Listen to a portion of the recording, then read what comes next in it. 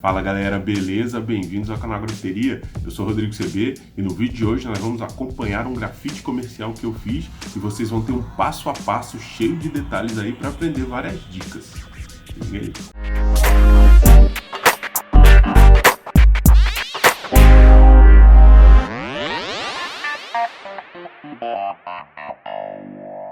Então galera, atendendo aí a pedidos, eu trouxe para vocês um dos trampos comerciais que eu fiz. Esse eu fiz na hamburgueria Maxi Burger, que fica lá em Angra dos Reis, e foi muito legal fazer, foi muito legal aceitar esse desafio. Eu fiz uma mesclagem aí com produtos que são comercializados na loja, coisas que tem a ver com hambúrguer, com lanchonete e tal, e fiz uns doodle arts, uns arabescos também, e coloquei algumas partes com fundo vazado, né, sem coloração, e algumas partes coloridas.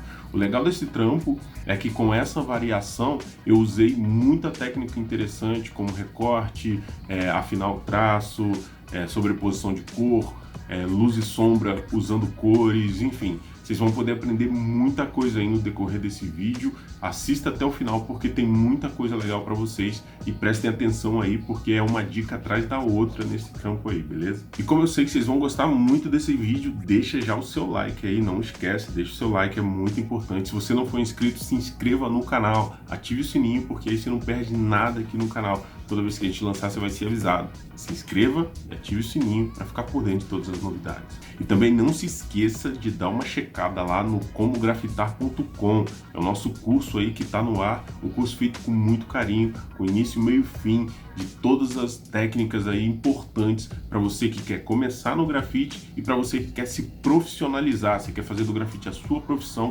Comografitar.com tem uma equipe lá à disposição para tirar todas as suas dúvidas sobre o curso. Comografitar.com, o link está aqui na descrição do vídeo. Entra lá e vai ser feliz com grafite, meu mano.